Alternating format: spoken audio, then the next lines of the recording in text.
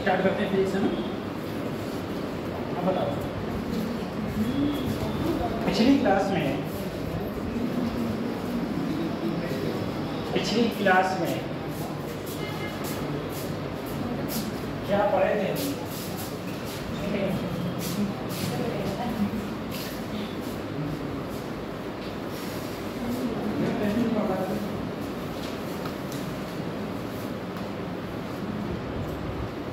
Last class में हम लोग क्या पढ़े थे? ग्रेविटेशन पढ़े थे ना।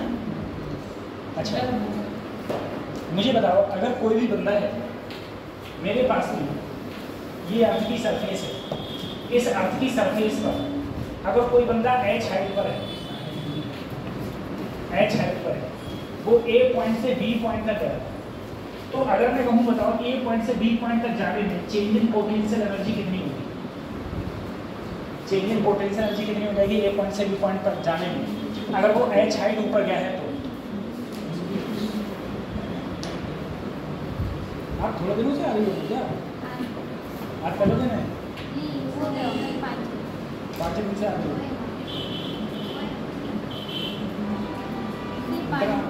साथ है क्या?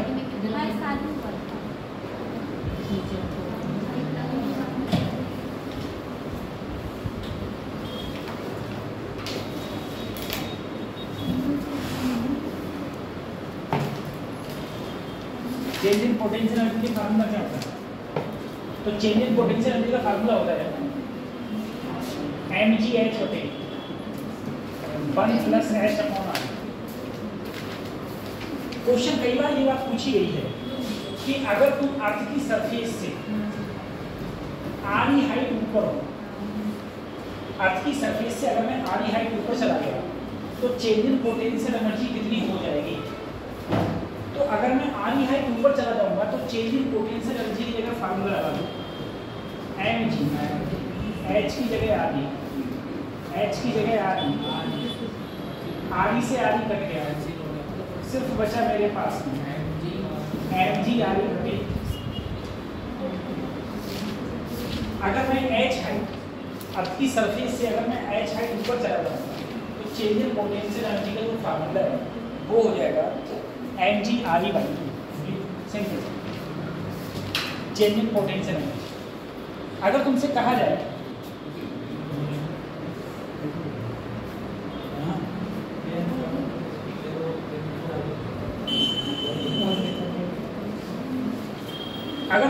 जाए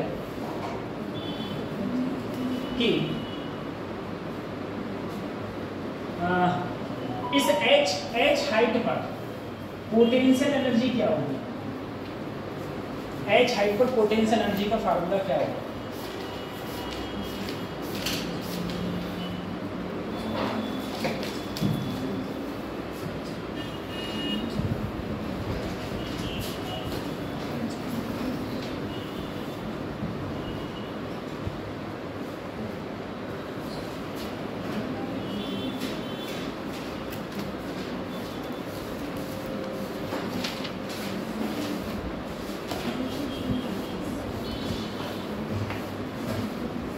h हाइट पर पोटेंशियल एनर्जी का फार्मूला क्या होगा?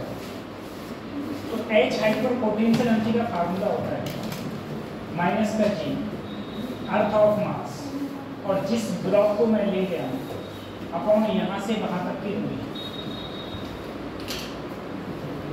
ये है ठीक है। अगर मैं कहूँ यहाँ पर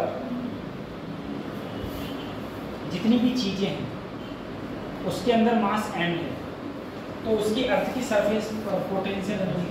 अच्छा एक बार बताओ, वो सब छोड़ो। अर्थ है,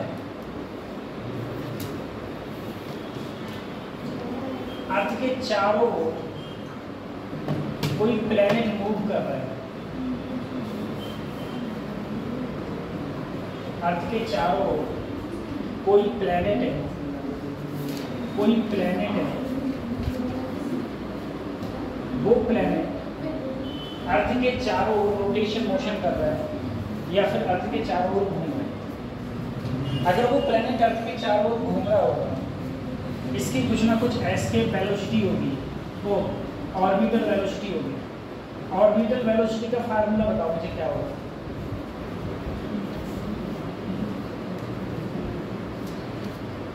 क्या ही बढ़ाओ मैं तो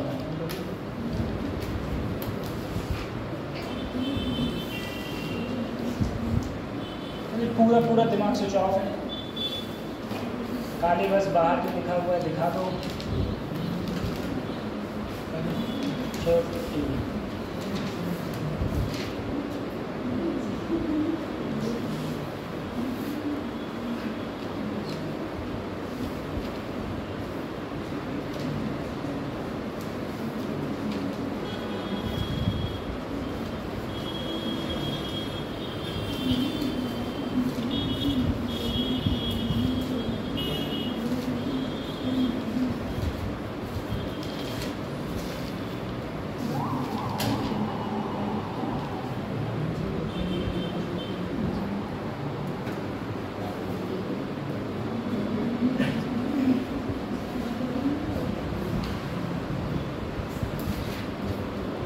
अच्छा, किसी चीज को अगर मैं अर्थ की सरफेस से फेंकता था, अर्थ की सरफेस से किसी चीज को फेंका, तो एस्केप वेलोसिटी का फार्मूला क्या होगा?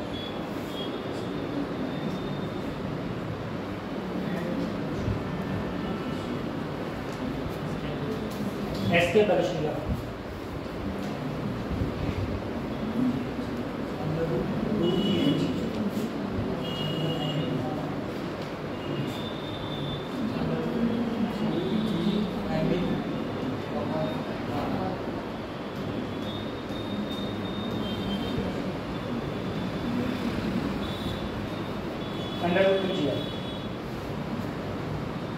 ठीक है।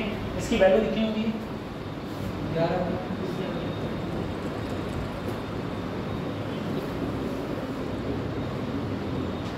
ठीक है। अगर कोई सैटेलाइट अर्थ के बिल्कुल पास में है और अर्थ के बिल्कुल पास में वो मूव कर रहा है, तो उसका टाइम पीरियड का फार्मूला है। अर्थ के बिल्कुल पास में है और मूव कर रहा है, तो उसके टाइम पीरियड का फार्मूला है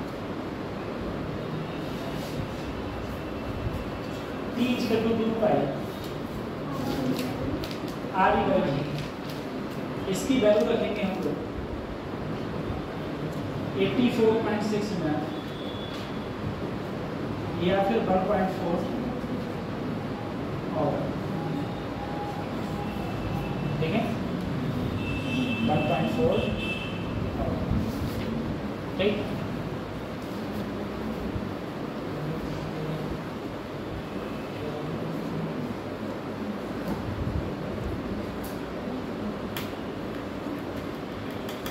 अच्छा तुम लोग बताना साइन 45 की वैल्यू क्या होती है?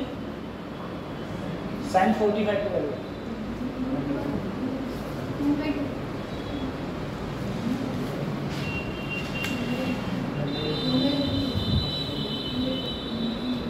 और 10 में 1 वैल्यू किसकी होती है?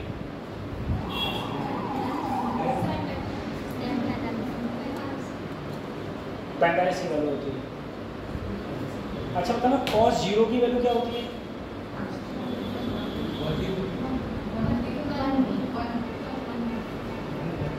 और cos 60 की?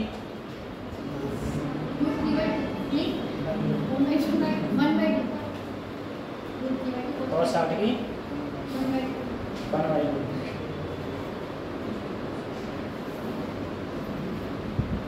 अच्छा मुझे दो वेक्टर दिए हों, ए वेक्टर और बी वेक्टर, मुझे उसके बीच में एंगल निकालना होगा, कितना एंगल होगा, कौन सा फॉर्मूला देगा?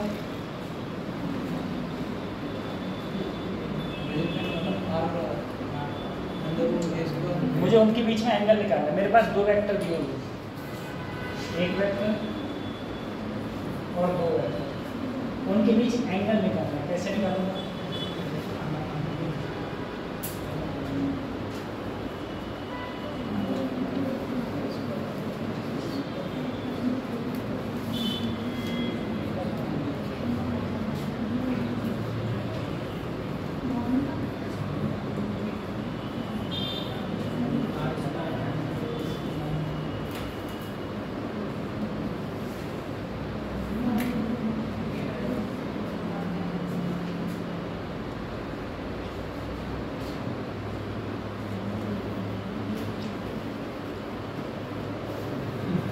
ये फार्मूला नहीं था, ये फार्मूला था नहीं था।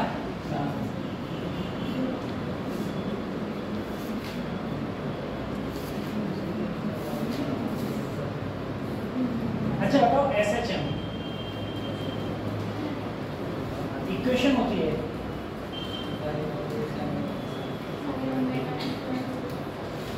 ये इक्वेशन होती है। अगर मुझे इसका टाइम पीरियड निकालना है तो टाइम पीरियड कैसे निकालूंगा?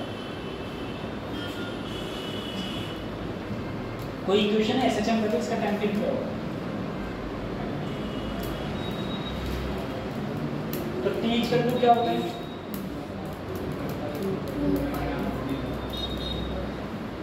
ये 2 पाई बस ओमेगा, यार तुम आंसर है।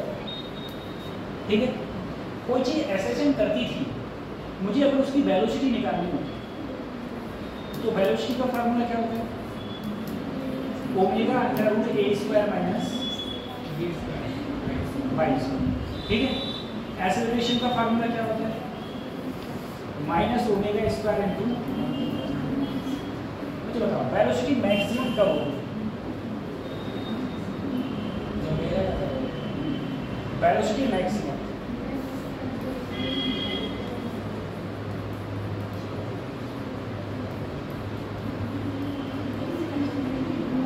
जब y की वैल्यू 0 होगी। y की वैल्यू 0 का मतलब है मीन पोजीशन, ठीक है। एक्सेलरेशन 0 कब होगा? मैक्सिमम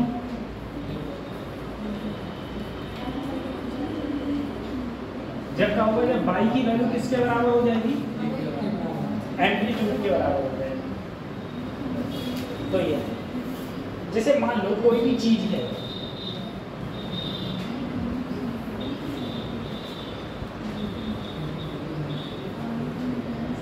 ये अपनी मीन पोजीशन में रखी हुई है, यहां से पकड़ा और इसे खींच के मैं यहां तक ले गया, फिर छोड़ दिया, तो दबाएंगे तो ये यहां तक आएगा। तो ये जो इन दोनों के बीच की दूरी है मीन पोजीशन से, ये कहलाएगा स्प्रिंग कांस्टेंट होता है तुम्हारा के, ये होता है। तो ये मीन पोजीशन पर वेलोसिटी तो मैक्सिमम होगी, एक्सेलरेशन मैं यहां की बात करूंगा, वेलोसिटी मिनिमम होगी और एक्सेलरेशन वो मैक्सिमम। एक्सेलरेशन मैक्सिमम और वेलोसिटी मिनिमम मतलब यही कंडीशन यहाँ पर होने वाली है। ये फार्मूला है। इसी प्रकार से इसकी काइनेटिक एनर्जी हो सकती है, इसी प्रकार से इसकी पोटेंशियल। जिससे अगर मैं इसमें काइनेटिक एनर्जी की बात करता हूँ, काइनेटिक एनर्जी का फार्मूला होता है 1/2m_v²। v² मतलब ओमेगा स्क्वायर, ओमेगा स्क्वायर, ये काइनेटिक एनर्जी। लेकिन अगर मैं पोटेंशियल एनर्जी की बात करूंगा, वो होती है 1/2m⁴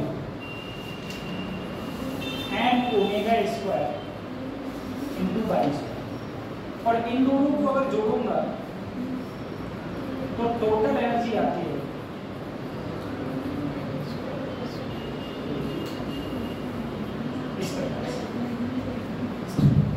ये एसएचएल की कंडीशन।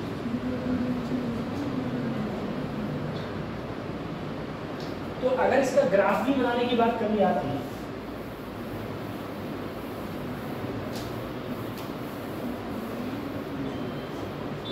तो इसका ग्राफ कुछ ऐसे बनता है, इस तरफ एनर्जी है और इस तरफ डिस्प्लेसमेंट।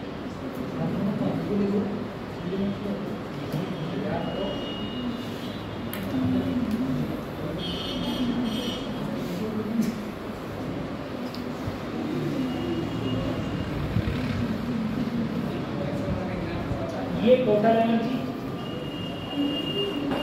और ये पोटेंशियल एनर्जी, और जहां पर ये दोनों मिल रहे हैं, जिस पॉइंट पर ये दोनों मिल रहे हैं वहां काइनेटिक एनर्जी बराबर होगी पोटेंशियल एनर्जी के, और वो डिस्टेंस होगी a/b। ये चेक करें,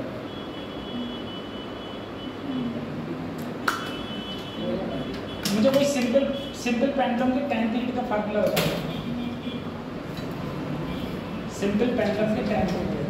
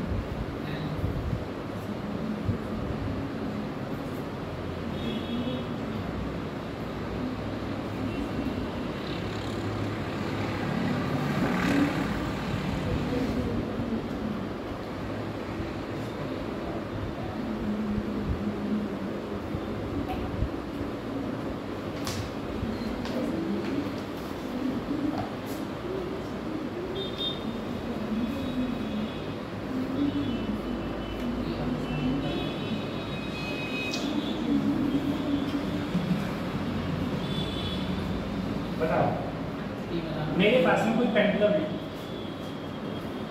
उस पेंडुलम की लेंथ L है, इसका मास M है। अगर इसको हल्का सा डिस्प्लेस करके छोड़ दिया जाए तो इसका टाइम पीरियड का फार्मूला क्या होगा? टाइम पीरियड का फार्मूला बताओ क्या होगा? T बराबर 2 पाई म्यू बस किधर होगा एल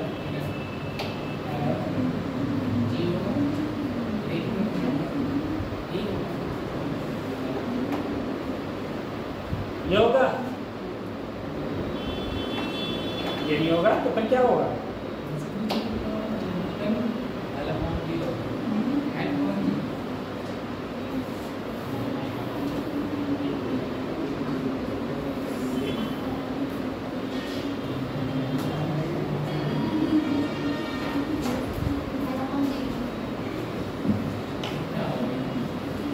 अरे उल्टा नहीं, सब कुछ खत्म हो गया, इसी में उसमें अंतर ही नहीं है। तो ये किस पे डिपेंड करेगा? क्या ये मास पे डिपेंड करेगा? नहीं। क्या ये थीटा पे डिपेंड करेगा? नहीं।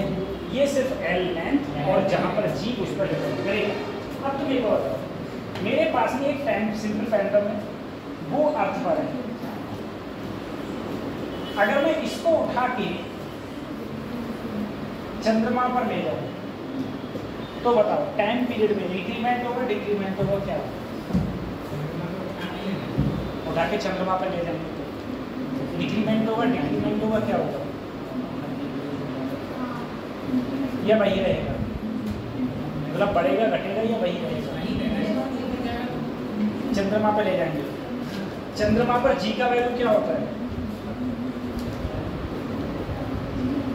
अर्थ की बाइचे होती है, अर्थ की बाइचे का मतलब है जी की वैल्यू कम होगी तो टाइम पीरियड तो बढ़ जाएगा, टाइम पीरियड बढ़ जाएगा, ठीक है, ज़्यादा हो जाएगा। ये चीज़ें टाइम पीरियड इंक्रीमेंट हो जाएगा। अगर हम लोग उसको कहाँ ले जाते हैं? अगर हम लोग उसको मून पर ले जाएंगे तो उसका टाइम पीरियड इंक्रीज हो जाएगा। अच्छा मुझे एक और, मेरे पास में एक सिंपल पेंडुलम है, वो पहले मैं पोल पर ले गया, अब पोल से ले आया इक्वेटर पर, पोल से ले आया, टाइम पीरियड इंक्रीज होगा डिक्रीज होगा? पोल पर जी की वैल्यू क्या होती है? अर्थ के पोल पर जी का मान क्या होता है?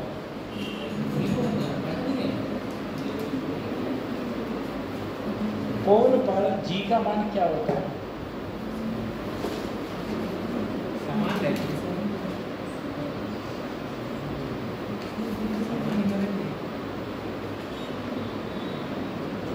वही मैं कहूँ, घड़ी गलत चल रही है,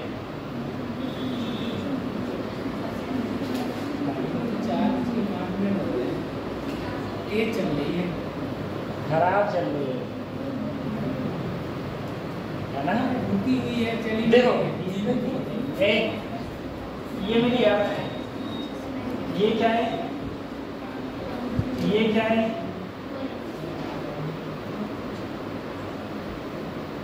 पोल और इक्वेटर पर जी का मान कम होता है एज कंपेयर टू, अगर मैं पोल से इक्वेटर पर आऊंगा तो जी का मान क्या होगी? तो टाइम पीरियड बढ़ेगा, टाइम पीरियड बढ़ जाएगा।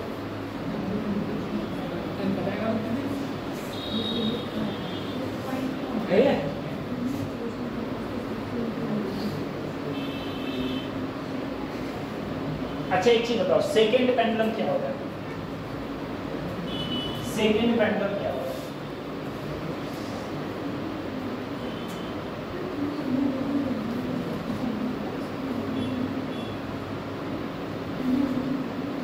तुम लोग आदत देख, मुझे एक आदत थी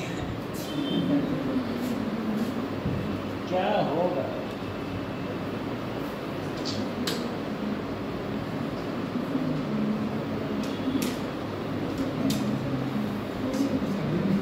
सेकेंड पेंडुलम क्या होता है?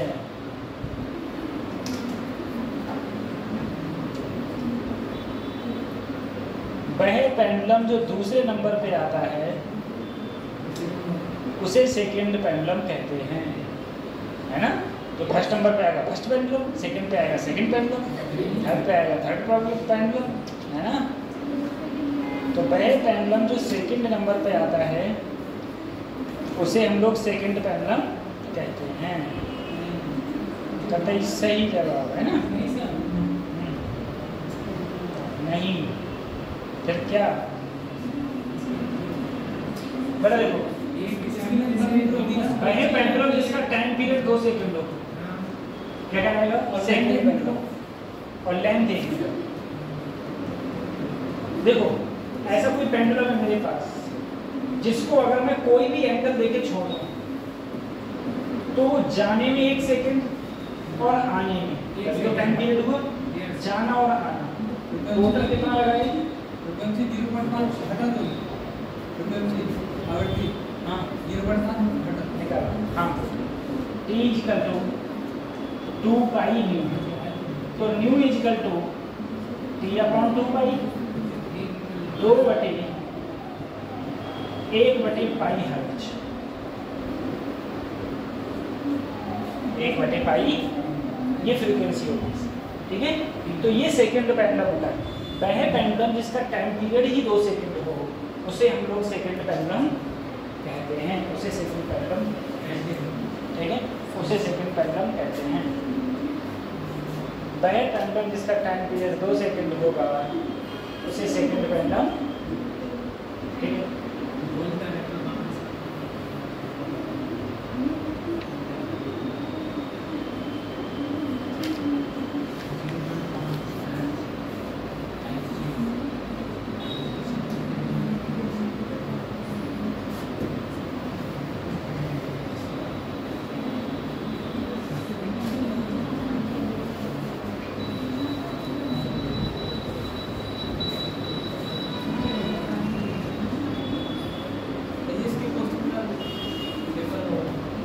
किसका? मोशन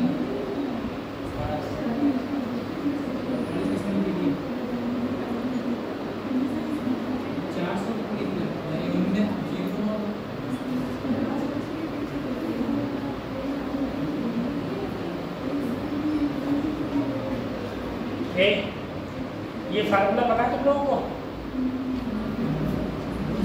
मेरे पास में कोई वायर है, तुम्हें कुछ भी नहीं है, तो हम कहीं से पूछे कोई दिक्कत ही नहीं किसी प्रकार से, है ना? हाँ, तो कहीं से पूछे तुम लोग कुछ पता ही नहीं, मतलब क्या करेंगे पर, क्या होगा पर, ठीक। तुम लोग यहाँ से जाते हो, कापी किताबें फेंकते हो, उसके बाद पढ़ने से किसी प्रकार से मतलब पढ़ना ही नहीं है ना। कभी उठा के किताबें देखी होती, एक एक फार्मूला मैंने तुम्हें यहाँ पर याद करवाया था, एक एक सिंगल फार्मूला, और तुम विश्वास मानो तुम्हें पढ़ाते हुए मुझे बहुत तरह नींद आ रही है। और मैं कल रिक्वेस्ट करूँगा, मतलब कल इनसे कहूँगा कि मेरी क्लास मत लगाओ, मैं परेशान हो गया। सही में मैं ये सोच रहा हूँ मैं 1.5 घंटा कैसे काटूंगा इस समय की बता रहा हूँ। एक मुझे इस लग रहा है कि मैं 1.5 घंटा कैसे काटूंगा, कैसे कवर करूँगा यहाँ पर। तो इसका जिम्मेदार क्या, तुम लोग कभी पढ़े ही नहीं, कहते ही नहीं पढ़ते जी। देखो मैग्नेटिक फील्ड, और जब कोई भी मैग्नेटिक फील्ड होगा ना किसी भी एक्सिस के अलावा, कोई भी मेरे पास में रिंग है, देखो कोई भी वायर होता है, मैं एक सिंपल फार्मूला जानता था, तुम लोगों को थोड़ा बहुत ध्यान हो तो बताना।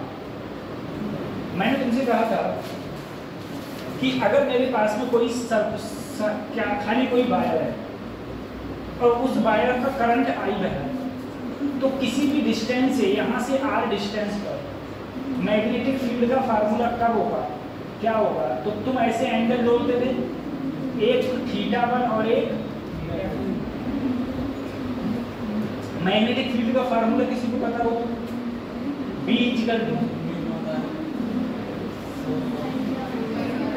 4πr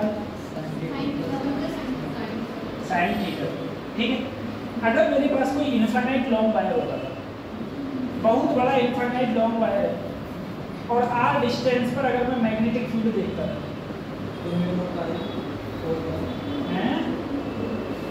μ0I/2π।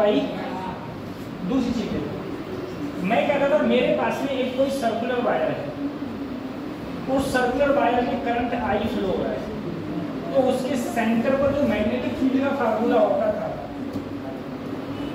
μ0I/2r।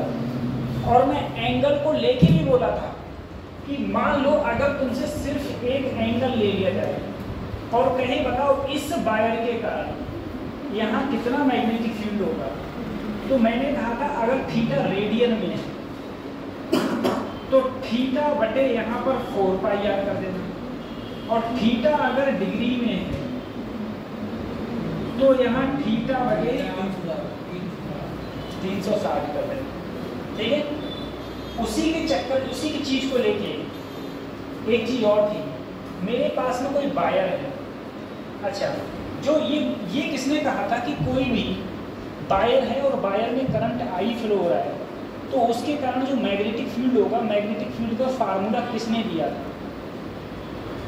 बायो-सैवर्ट ने।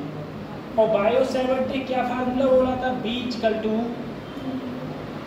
Mu not I dl sin theta upon 4 पाई। ये कौन बोल दिए? बायो-सैवर्ट। क्या बोल दिए? बायो-सैवर्ट बोले। बायो-सैवर्ट बोले अगर किसी वायर के अंदर करंट आई फ्लो हो रहा है तो उससे r डिस्टेंस पर जो मैग्नेटिक फील्ड का फार्मूला होगा वो mu not I dl sin theta upon 4 पाई। ठीक है, दूसरी चीज होता है, अगर उसने कहा मेरे पास में कोई वायर है, उस वायर से यहाँ से r डिस्टेंस पर मैग्नेटिक फील्ड कितना होगा, तो फार्मूला है म्यू नॉट बटे 2 या mu not I A square. अगर यहाँ नंबर ऑफ टर्न वायर के ऐसे नंबर ऑफ टर्न अगर n है, नंबर ऑफ टर्न कितने हैं? n है, तो B = mu naught n i a square upon 2 a square plus r square की पावर 1/2। a क्या है? a इस वायर की रेडियस है और ये क्या है? स्मॉल है। ये फार्मूला ऐसा होगा मैग्नेटिक फील्ड का।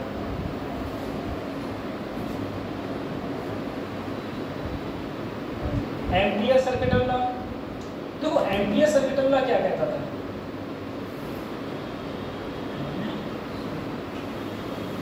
एम्पियर सर्किट लॉ कहता है कि तुम्हारे पास में कोई वायर है, मान लो करंट I1 करंट I2, दोनों करंट एक दूसरे से क्या है? अपोजिट, एक ऊपर है और एक, तो तुमसे एक लूप ले लिया गया, इसको बोलते हैं हम लोग गॉसियन लूप। गॉसियन लूप क्या होते हैं? इमेजिनरी लूप होता है। इस लूप के किसी पॉइंट पर बताओ मैग्नेटिक फील्ड क्या होगा, तो कोई टेंशन ही नहीं थी। B dot dl = mu naught, इसके अंदर जो करंट है I1 माइनस क्यों आया? क्योंकि एक करंट अगर ऊपर है तो एक करंट नीचे है। एक करंट ऊपर की ओर है, एक करंट नीचे की ओर है, इसीलिए आया mu naught I1 minus I1 minus. ठीक है,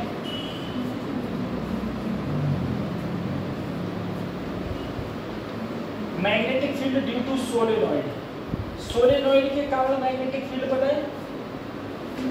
सोलेनॉइड के कारण बेटा अंदर, सोलेनॉइड के कारण अंदर किसी पॉइंट पर मैग्नेटिक फील्ड लोगे, पहले ऐसे ये डिस्टेंस खींचो, फिर इनको मिला दो, ये एंगल θ1 और ये एंगल θ2, तो फार्मूला होता है mu not ni/2 sin θ1 plus sine, और बहुत बड़ा सोलेनॉइड है, लॉन्ग सोलेनॉइड है। ठीक है, तो θ1 θ2 दोनों की वैल्यू 90 डिग्री हो जाएगी, तो ये भी 1 और ये भी, तो B = आएगा म्यू नॉट ni/2, 2 से 2 B = म्यू नॉट ni। ठीक है, एक बात और, सोलेनॉइड के बाहर किसी पॉइंट पर मैग्नेटिक फील्ड 0, बाहर 0 होगा, ये जो मैग्नेटिक फील्ड का फार्मूला ये सिर्फ अंदर ही होगा, जहां n क्या होता है? Turn density, small n, total number of turn per unit. Question तुमको जो नीट में पूछा जाएगा वो तुमको स्मॉल n की वैल्यू दे देगा, स्मॉल एन की वैल्यू हो जाएगी capital N upon L, capital N upon L. तुमने दे देगा बताओ 500 टर्न है और वायर की लेंथ दे देगा, ठीक है। अब लेंथ किस में देता है यार, centimetre, then centimetre convert into metre, ठीक है। सेंटीमीटर को मीटर में कन्वर्ट करेंगे और हमको आंसर को फाइंड आउट कर लेंगे, हमको क्वेश्चन का आंसर को फाइंड आउट कर लेंगे। इस प्रकार से क्वेश्चन पूछने की संभावना ज़्यादा है, ठीक है। इसके बाद था बेटा टोरॉइड। टोरॉइड का फार्मूला क्या होता है मैग्नेटिक फील्ड का, इसमें है आया है। तो टोरॉइड के मैग्नेटिक फील्ड का फार्मूला क्या होता है, टोरॉइड की मैग्नेटिक फील्ड का फार्मूला म्यू नॉट है ना ही, लेकिन यहाँ एन क्या होता है,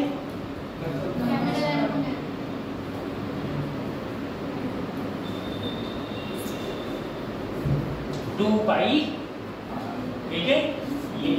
ये लेंथ 2 पाई आ रहा है, रेडियस आ रहा है, ठीक है। दूसरी चीज यहाँ पर भी मैग्नेटिक फील्ड 0 और अंदर भी मैग्नेटिक फील्ड 0, ठीक है, बाहर और इसके अंदर। ये कैसा होता है, ट्यूब होता है, ट्यूब जैसे ट्यूब पर तुमने वायर लपेट दिया, इस प्रकार से होता है ये मैग्नेटिक फील्ड ड्यू टू। चले तो तुमने कल उस दिन कितने बड़ी को बोलते चलाएंगे, खाली दवाई दी थी, मरीज सही हो जाते हैं। बता हमें गोरा होना है, बता हम क्या हमसे दवाई लगाएं, गोरा होना है हमको, गोरा है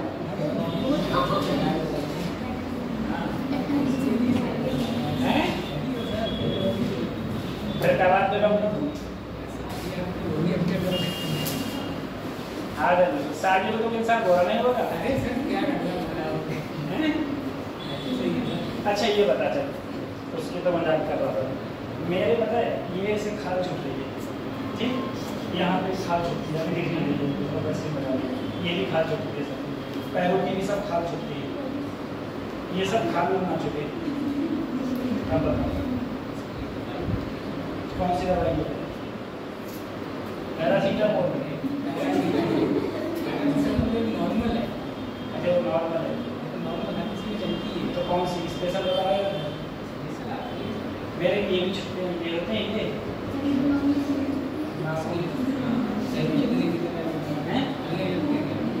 क्या नाम हो,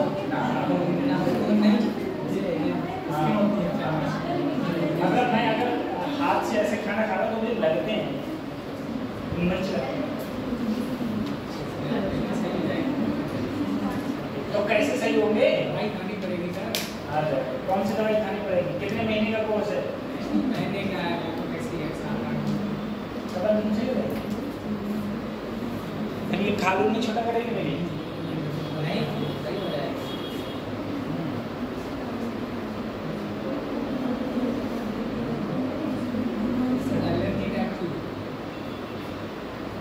एलर्जी टाइप की होती है, हमेशा थोड़ा होती है, नहीं होती है, किसी किसी को होती है। हाँ इसी मौसम में होती है ना। हाँ इसीलिए मौसम में होती है, पता नहीं पानी की कमी है क्या, पानी का बहुत पीता हूँ, पानी कभी नहीं। यहाँ कैसा है, साबुन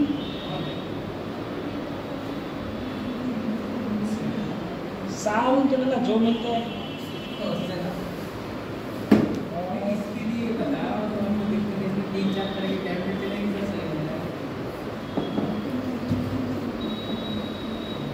कोई देसी नुस्खा बताओ, देसी नुस्खा, देसी में कुछ दवाइयाँ देसी होनी चाहिए। अंग्रेजी दवाई खा लो तो शरीर खराब कर देता है, देसी नुस्खा खाओ, देसी नुस्खा। कहाँ पर्चा बनता है, कितने रुपये पर्चा बनता है, नहीं क्यों ना रहे, फ्री में करा दूंगा, ऐसे नहीं लूंगा आपसे। देखो बेटा कोई चार्ज किसी मैग्नेटिक फील्ड में मूव करता है, एक बात तुम लोग सोचो कि सर देखो एक बात सोचा, इसमें सर मेरे पास एक मैग्नेटिक इलेक्ट्रिक फील्ड है, जरा बता रहा हूँ, मेरे पास एक इलेक्ट्रिक फील्ड है, इस इलेक्ट्रिक फील्ड में कोई न्यूट्रॉन रखा हुआ है, उस न्यूट्रॉन पर फोर्स किधर लग रहा होगा? न्यूट्रॉन पर फोर्स किधर लग रहा होगा? इसके अपोजिट। न्यूट्रॉन पर किधर फोर्स लग रहा होगा? तो इस न्यूट्रॉन पर कोई फोर्स, क्योंकि इसके ऊपर कोई चार्ज नहीं है। अगर मैं यहाँ पॉजिटिव चार्ज रख दूँ, अब किधर फोर्स लग रहा होगा? पॉजिटिव चार्ज रख दिया, अब फोर्स किधर लगेगा? तो पॉजिटिव चार्ज पर इलेक्ट्रिक फील्ड लाइंस की और कितना फोर्स लगेगा? अगर मैंने कोई नेगेटिव चार्ज ले लिया तो opposite to the electric field line force लगेगा।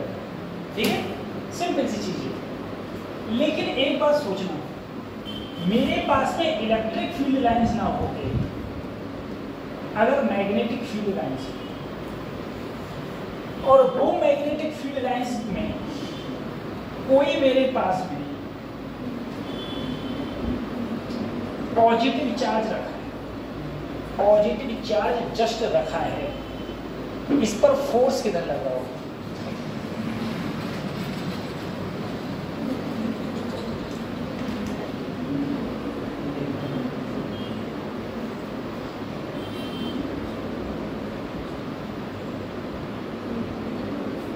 इस पर फोर्स किधर लग रहा है? तो अगर पॉजिटिव है,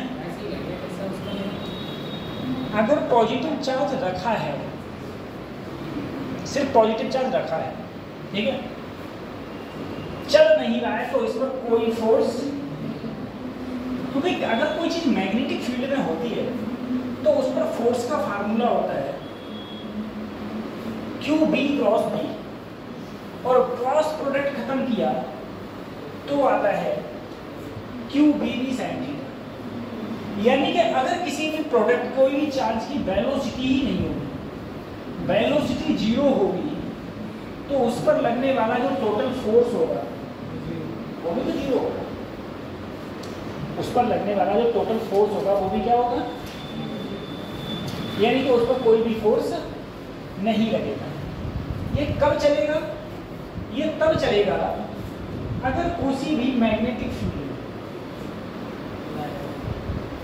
अगर किसी मैग्नेटिक फील्ड में कोई चार्ज एंट्री मारे, प्लस या माइनस, एंट्री मारे तब इस पर फोर्स लगेगा, और वो फोर्स की डायरेक्शन हम लोग राइट हैंड थंब रूल से देखेंगे। फोर्स की डायरेक्शन देखेंगे,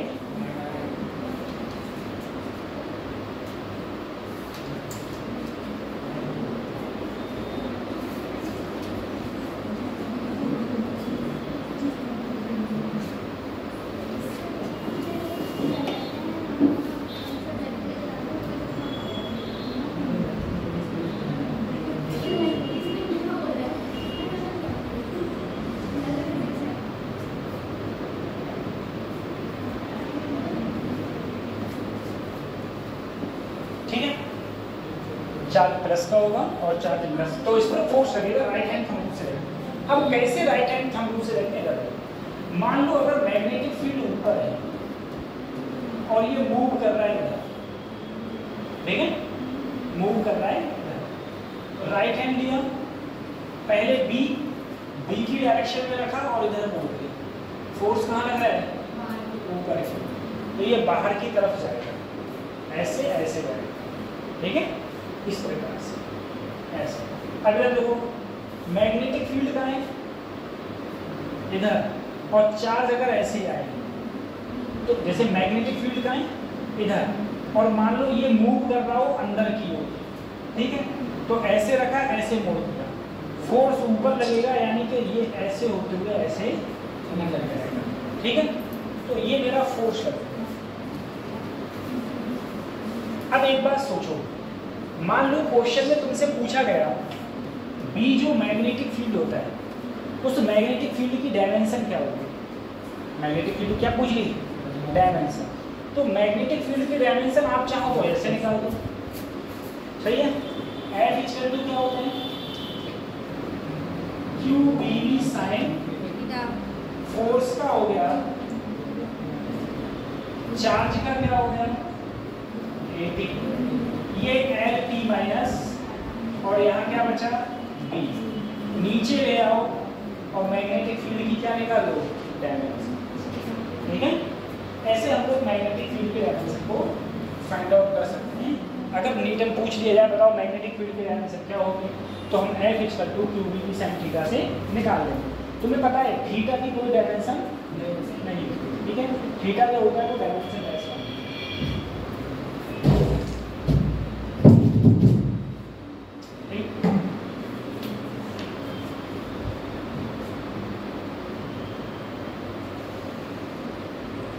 इससे भी देख सकते हो, लेवल के रैप, इससे भी देखो,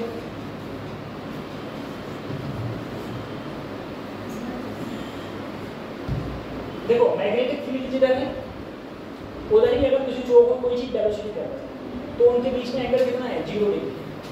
अगर 0 डिग्री हो गया फार्मूला क्या होता है फोर्स का Q B T sine theta, sine zero की वैल्यू क्या होगी और टोटल फोर्स भी क्या लग रहा होगा 0। ठीक है, अगर ये अपोजिट डायरेक्शन में जाएगा तो मैग्नेटिक फील्ड जिधर है और उससे चल रहा है अपोजिट डायरेक्शन में, तो एंगल कितना हो गया 180, और साइन 180 की वैल्यू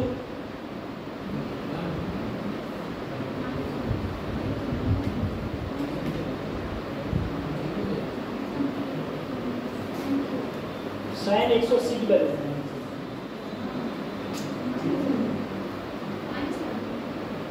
-1 0 क्या होती है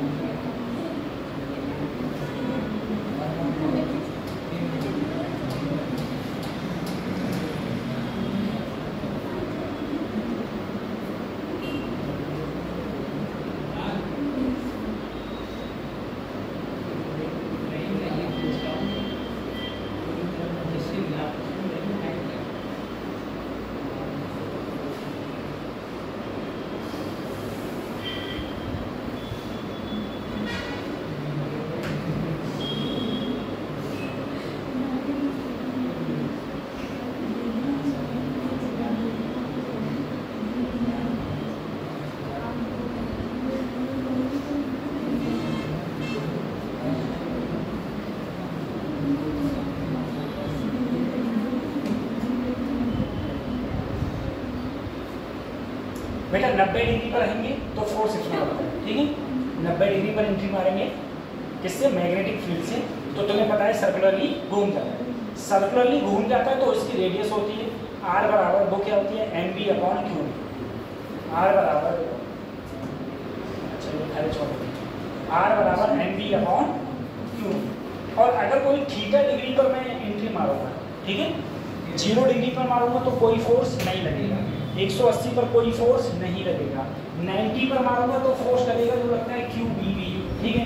और अगर किसी थीटा डिग्री एंगल पर एंट्री मारूंगा तो आर इक्वल टू हो जाएगा M B sine theta upon Q, ठीक है, M B sine theta upon Q. जहाँ पर टाइम पीरियड का फार्मूला होता है T equal to 2 pi M upon Q B, और फ्रीक्वेंसी का फार्मूला हो जाएगा क्यू बी अपॉन 2 पाई, ठीक है।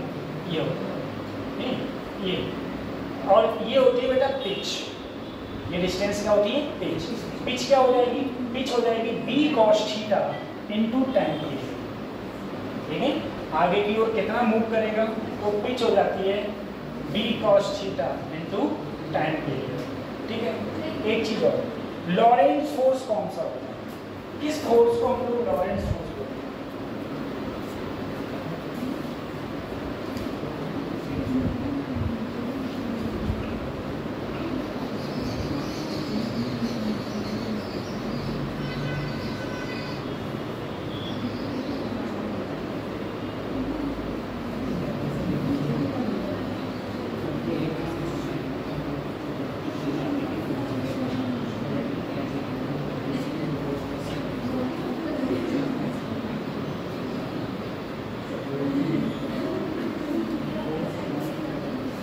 लॉरेंस फोर्स क्या होता है,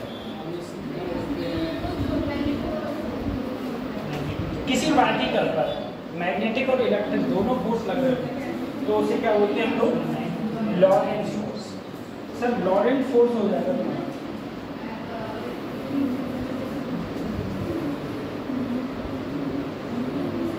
F बराबर इलेक्ट्रिक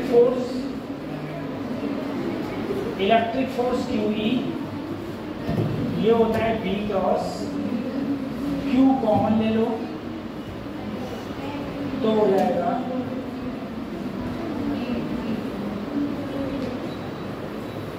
लॉरेंट फोर्स, ये होता है लॉरेंट फोर्स।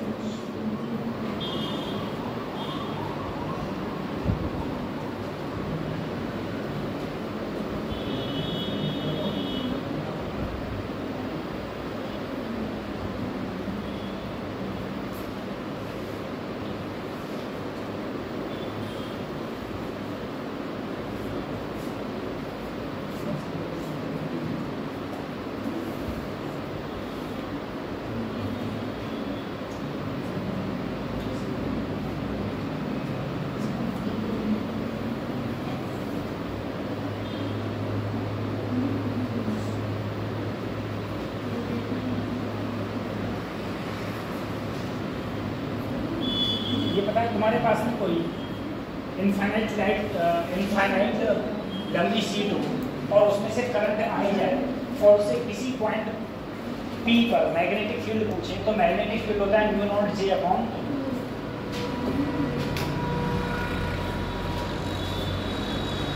ये मैंने आपको बताया F equal to Q B cross B। Cyclotron क्या होता है, साइक्लोट्रॉन तो सबसे इंपॉर्टेंट चीज जो पूछी जाती है, साइक्लोट्रॉन में सबसे इंपॉर्टेंट चीज ये पूछी जाती है कि साइक्लोट्रॉन में हम कौन से पार्टिकल्स का यूज करते हैं। तो साइक्लोट्रॉन में हम लोग पॉजिटिव पार्टिकल्स का यूज करते हैं, ठीक है, वो भी छोटे particles. Cyclotron is direct used for accelerating positively charge particle जैसे अल्फा न्यूट्रॉन। तुमसे क्वेश्चन में आ जाएगा, बताओ साइक्लोट्रॉन में हम पार्टिकल यूज कर सकते हैं, तुमसे कहेगा इलेक्ट्रॉन या न्यूट्रॉन या अल्फा पार्टिकल, कोई एक और देते हैं, ठीक है। तो अल्फा पार्टिकल का यूज करते हैं, ना ही इलेक्ट्रॉन का यूज करते हैं और ना ही न्यूट्रॉन, ठीक है। हमेशा पॉजिटिव पार्टिकल्स का हम लोग यूज करते हैं।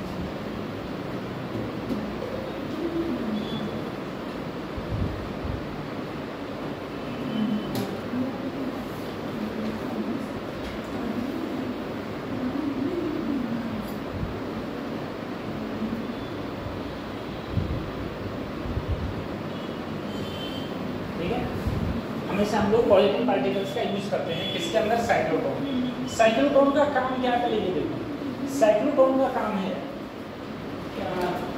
किसी भी अल्फा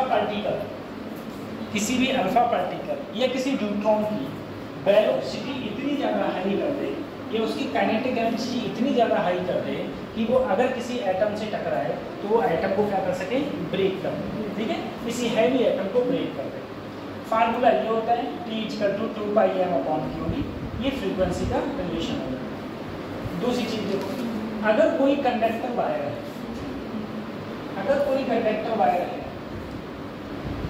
उसके अंदर आई करंट प्रोड्यूस हो रहा है, ठीक है, और आई करंट प्रोड्यूस हो रहा है, ये तुम ऐसे समझो कोई मेरे पास में कंडक्टर वायर है और वो बी मैग्नेटिक फील्ड में मूव कर रहा है, तो उसमें अपने आप एक करंट फ्लो हो जाता है, एक करंट प्रोड्यूस होता है। उसके लिए फार्मूला था bill sine theta, BIL sine theta, या F=I L × B। क्रॉस खत्म करेंगे तो आएगा BIL साइन थीटा। ये मैंने काफ़ी सारे क्वेश्चंस करवाए थे। मैंने कहा था फोर्स कितना लगेगा, जैसे अगर मैं इस क्वेश्चन की बात करूँ,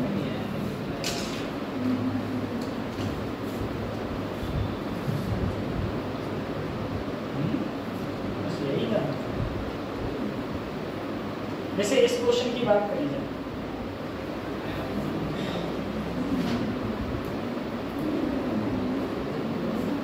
सोचा यहाँ से यहाँ तक की डिस्टेंस कितनी दे रखी है, फार्मूला लगेगा BIL।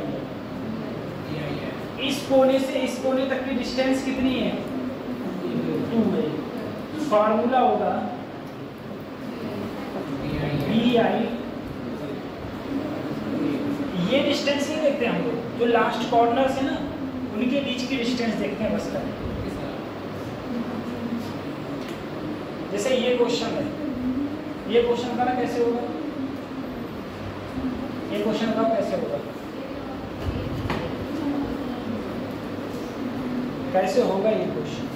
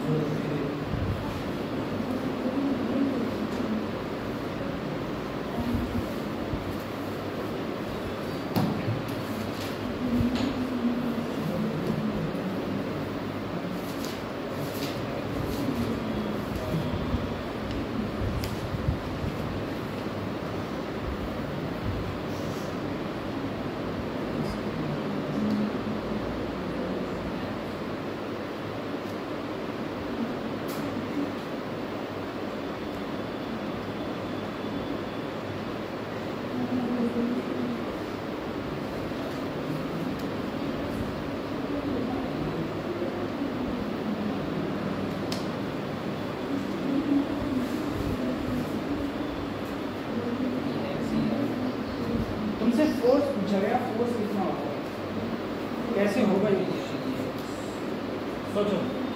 देखो ऐसा है, अगर तुम यहाँ से यहाँ जाओ, कैसे भी जाओ, ठीक है, इन दोनों पॉइंटों की जो बीच की दूरी होगी मिनिमम वो तो यही होगी, चाहे तुम ऐसे जाओ चाहे ऐसे, ठीक है। तो सबसे पहले फोर्स का फार्मूला B करंट, अगर सब में करंट सेम बह रहा है तो I, यहाँ से यहाँ तक की डिस्टेंस, ये 1 पर हो गया, ऐसे कितने हैं 3, ये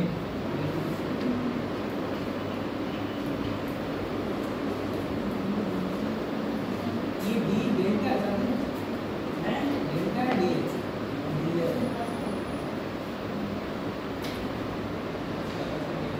कहाँ डेल्टा है, ये AD है, A और D, A और B,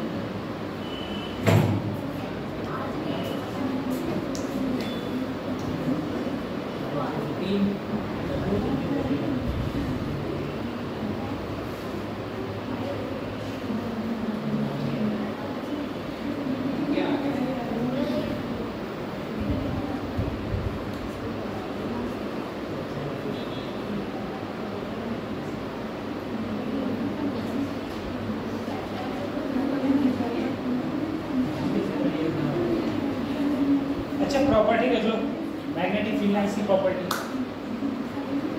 मैग्नेटिक फील्ड लाइंस की प्रॉपर्टी, पहली मैग्नेटिक फील्ड लाइंस से कहती है कि मैग्नेटिक फील्ड लाइंस हमेशा क्लोज लूप, क्या electric field lines close loop बनाती हैं?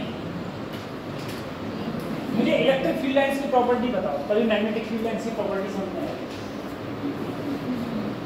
मुझे बताओ इलेक्ट्रिक फील्ड लाइंस की ये प्रॉपर्टी होती है हैं? इंस्टेंट टाइम पे चलती है। कौन सी? कर्व भी होती है, कर्व होती है बेटा, एक दूसरे से समांतर होते हैं।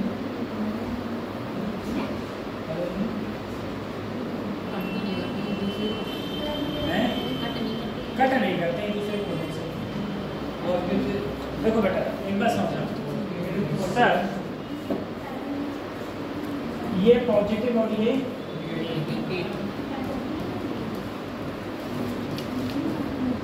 सही है।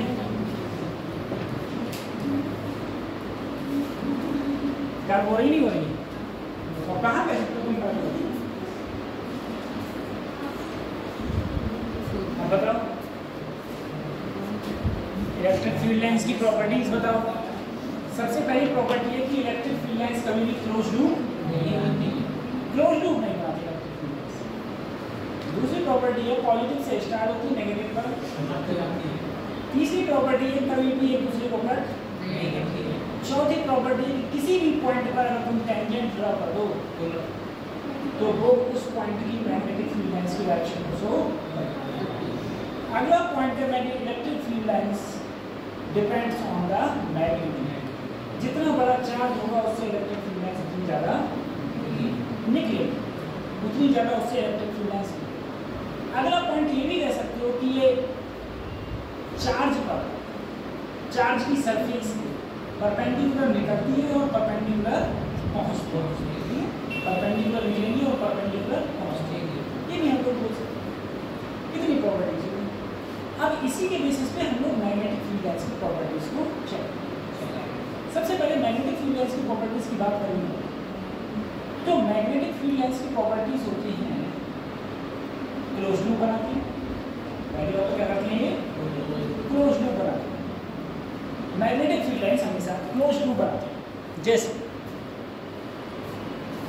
मैग्नेटिक फील्ड लाइन, जैसे एक सिरा नॉर्थ है, एक सिरा नॉर्थ से स्टार्ट होंगे साउथ और अंदर साउथ से सिंपल, ठीक है। तो क्लोज लूप बनाती हैं, नॉर्थ से स्टार्ट होती हैं बाहर और साउथ पे खत्म, ठीक है। अंदर साउथ से कहाँ जाती हैं, कभी एक दूसरे को कट नहीं करती। किसी भी पॉइंट पर अगर एक टेंजेंट ड्रॉ करूँ तो वो टेंजेंट उस पॉइंट की क्या दिखाएगी, direction of the magnetic field दिखाएगी, यानी कि उस पॉइंट पर मैग्नेटिक फील्ड की डायरेक्शन को शो करेगी, ठीक है। मैग्नीट्यूड पर डिपेंड करती है, जितना सिरा ये होगा उतना ही सिरा ये होगा, ठीक है। ये नहीं है ज़्यादा ये। दूसरी चीज़ ये है सर, जो नॉर्थ पोल होता है उसका पोल स्ट्रेंथ नॉर्थ की प्लस है और साउथ की माइनस है, ठीक है। इसका सर डाइपोल भी होता है। इसके डाइपोल को हम लोग कैपिटल एम से नोट करते हैं, जो होता है small M into small M into सही है, स्मॉल एम इंटू 2, ठीक है।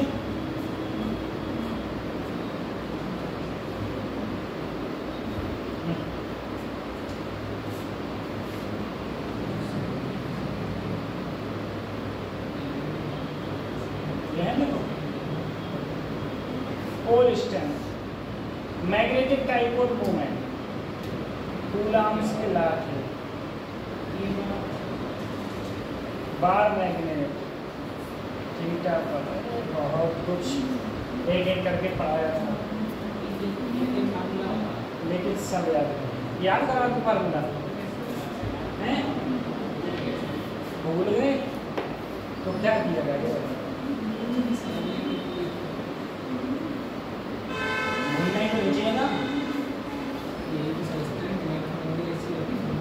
मेमोरी की बात नहीं है, रिवाइज नहीं किया, रिवाइज करते तो नहीं।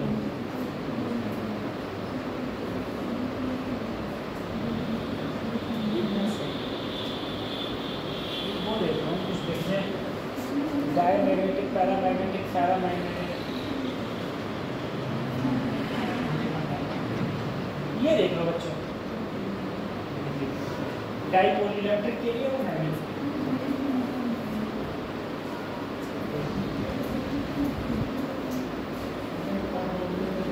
इलेक्ट्रिक के लिए और मैग्नेटिक के लिए डाइपोल सारे कुछ फार्मूला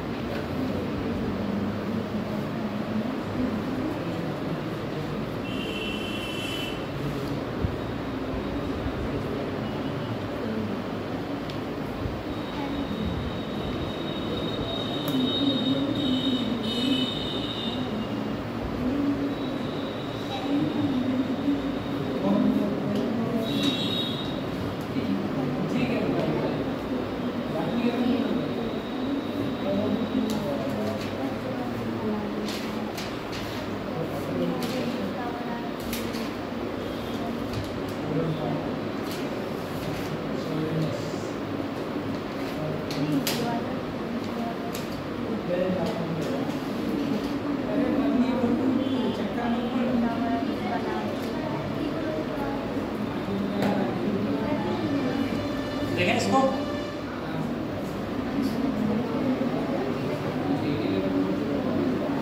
देखो बच्चों, सर अगर एक पॉजिटिव चार्ज, नेगेटिव चार्ज, दोनों सेम चार्ज हो, पॉजिटिव नेगेटिव, दोनों के बीच की डिस्टेंस 2 है, ठीक है? ध्यान रखना, जो इलेक्ट्रिक डाइपोल की डायरेक्शन होती है वो नेगेटिव से पॉजिटिव होती है और इसके डाइपोल मोमेंट का फार्मूला होता है Q × 2। इलेक्ट्रिक डाइपोल क्या होता है?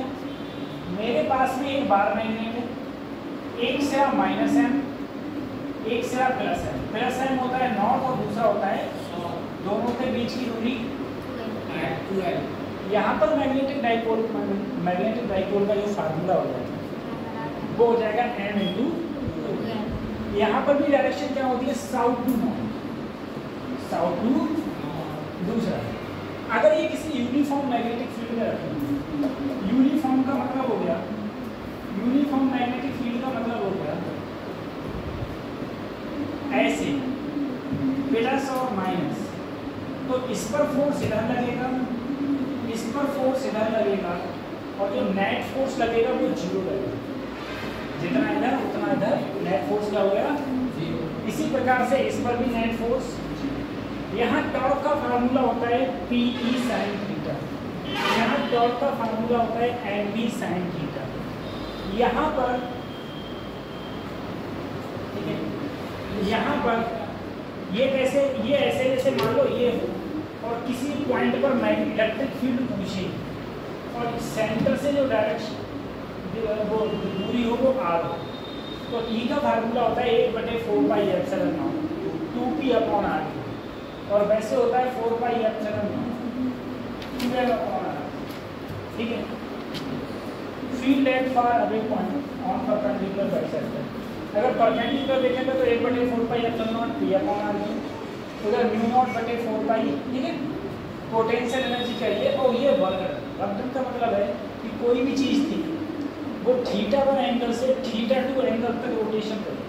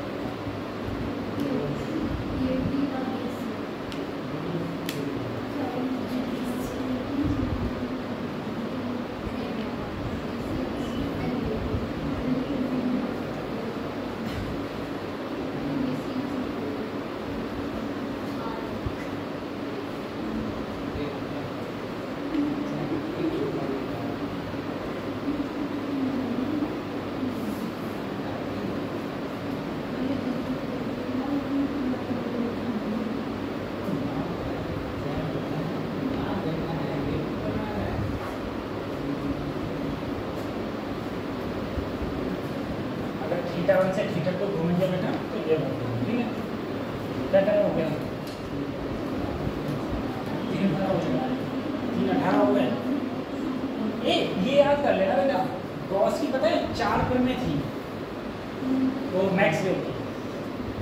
मैक्सवेल की 4 इक्वेशंस, और चारों इक्वेशन तुमको याद करना है यहीं पर, ठीक है।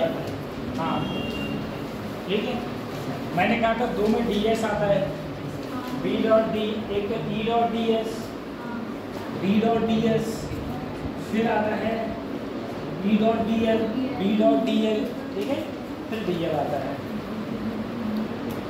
दो इक्वेशन,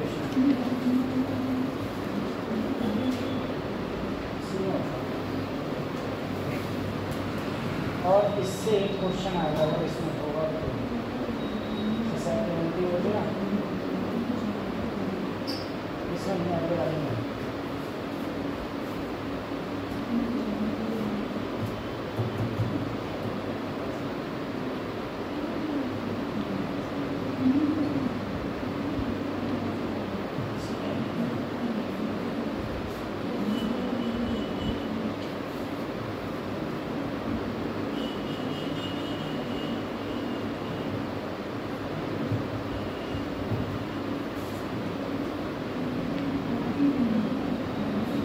इससे एक क्वेश्चन रहने वाला है कि डायामैग्नेटिक, पैरामैग्नेटिक और फेरोमैग्नेटिक। डायामैग्नेटिक क्या काम करता है कि किसी भी कोई भी डायामैग्नेटिक मटेरियल है, ठीक है, डायामैग्नेटिक काम क्या करता है पहले ये बोलो। मेरे पास में कोई डायामैग्नेटिक मटेरियल है, उस डायामैग्नेटिक मटेरियल को अगर मैग्नेटिक फील्ड में रख दिया तो वो उसको रिपेल कर अपने अंदर से मैग्नेटिक फील्ड लाइन्स को पास नहीं करेगी। नहीं। पैरामैग्नेटिक क्या होगा, थोड़ी बहुत को पास होने देगा, सब हो ना हो ये जरूरी नहीं है। फेरोमैग्नेटिक ऐसी कोई मैग्नेटिक फील्ड लाइन्स नहीं होगी जो उससे पास ना हो, ठीक है। दूसरी चीज जो सबसे इंपॉर्टेंट है, देखो अगर कोई भी डायामैग्नेटिक मटेरियल किसी मैग्नेटिक फील्ड में रख दोगे तो वो क्या हो जाएगा, जैसे उसमें लिखा है परपेंडिकुलर हो गया, ऐसे परपेंडिकुलर हो जाएगा। और जो पैरा और फेरो है उसमें कैसे आ जाएगा, वो सीधा सीधा, ठीक है। जो सबसे और भी इम्पोर्टेंट है वो है बेटा इसमें परमियाबिलिटी। परमियाबिलिटी डायमैग्नेटिक सब्सटेंस की, डायमैग्नेटिक सब्सटेंस की परमियाबिलिटी 0 से तो ज़्यादा होती है लेकिन 1 से कम होती है, ठीक है। और पैरा में 1 से ज़्यादा होती है लेकिन बहुत कम ज़्यादा, और फेरो में बहुत ज़्यादा होती है परमियाबिलिटी। दूसरा ससेप्टिबिलिटी, ससेप्टिबिलिटी नेगेटिव होती है डाया में नेगेटिव होती है, ठीक है। और पैरा में 1 से कम लेकिन 0 से ज़्यादा है, और फेरो में बहुत ज़्यादा होती है। ये 2 पॉइंट्स हैं जो बहुत ज़्यादा इम्पोर्टेंट है, ये दो।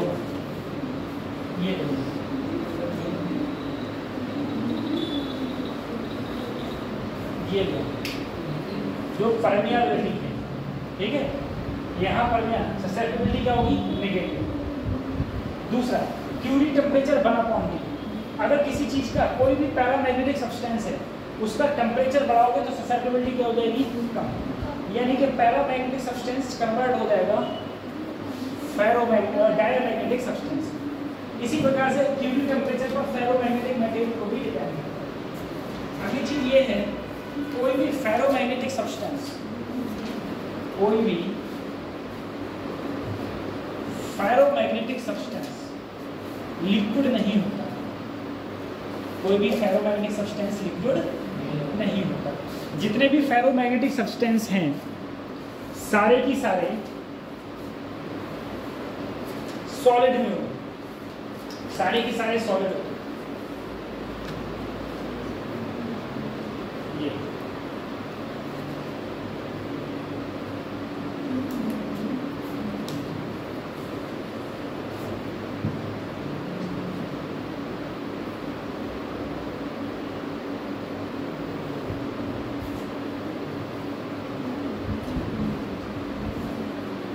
अच्छा, इलेक्ट्रिक फील्ड और इलेक्ट्रिक फ्लक्स और मैग्नेटिक फ्लक्स क्या होता है?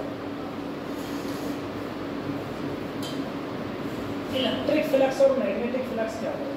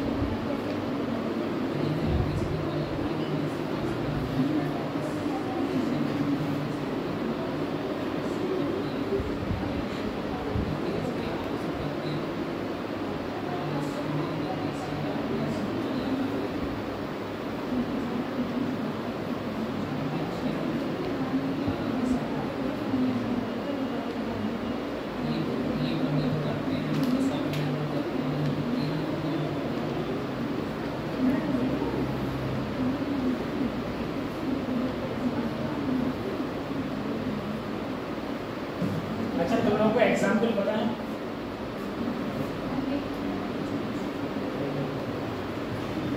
एक बार एग्जाम्पल ले लो। Paramagnetic substance, ferromagnetic substance, ferromagnetic substance के एग्जाम्पल देखो, आयरन, निकेल, स्टील, कोबाल्ट। ठीक है, बस ये एग्जाम्पल, आयरन, निकेल, स्टील और कोबाल्ट। ठीक है, अब दूसरे के आगे, दूसरा क्या है? पैरा। पैरा में platinum, aluminium, chromium, manganese, copper sulphate solution. ठीक है, ये होता है। अब देखो डायामैग्नेटिक सब्सटेंस। ठीक है, डायामैग्नेटिक सब्सटेंस वो सब्सटेंस जो अपने अंदर से मैग्नेटिक फील्ड लाइंस को पास नहीं होने देती। उसमें कौन है? बिस्मथ, एंटीमनी, गोल्ड, क्वार्ट्ज, पानी और एल्कोहल। ठीक है, और क्या तुम्हारा? एल्कोहल। ये सारे के सारे तुम्हारे कौन से हैं? ये सारे के सारे हैं तुम्हारे डायामैग्नेटिक सब्सटेंस के।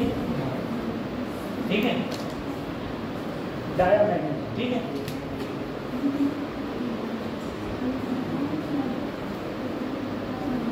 डायामैग्नेटिक का मतलब है अपने अंदर से मैग्नेटिक फील्ड लाइंस को पास नहीं होने देते। उन्हें हम क्या बोल देंगे? कि वो कैसे हैं हमारे? वो तुम्हारे डायामैग्नेटिक सब्सटेंस।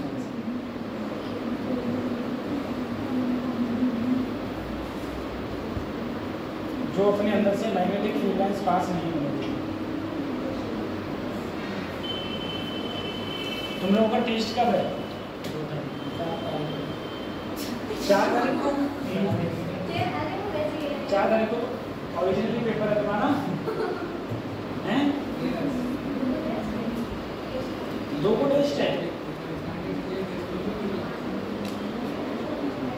2 को है, 4 को है? 2 को टेस्ट है सर, 4 को पेपर है।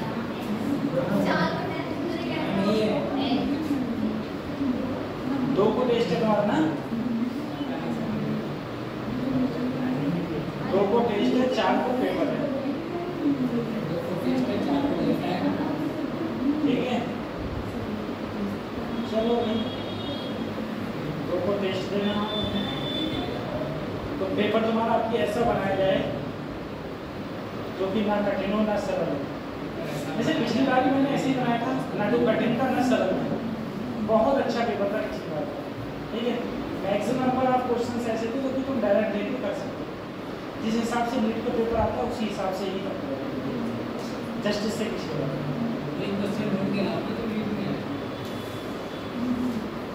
मुझे चेक जरूर करवा दे। गवर्नमेंट उठा के ये कहेगी तुमने पेपर आउट करा दिया, समझे? चीख के। अरे सभी पहुंच जाएंगे चीख के। लेकिन ये बात है सर,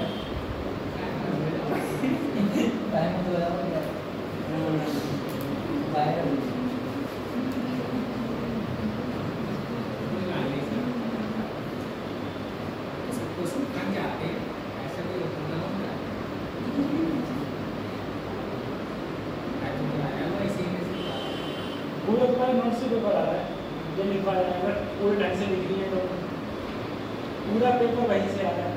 पूरा पेपर बाहर नहीं है, पूरा पेपर वहीं से आ रहा है। अगर ठीक से लिख लिए हैं तो पूरा पेपर वहीं से आ रहा है। बहुत सारे क्वेश्चन ऐसे होंगे जो ज़्यादा सेम टू सेम मिल रहा है, सेम टू सेम तब ना।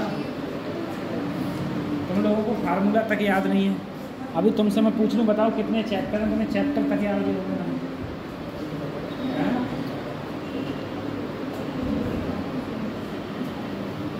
तुमसे ज़्यादा होगा फिजिक्स में। कितने चैप्टर हैं फिजिक्स में?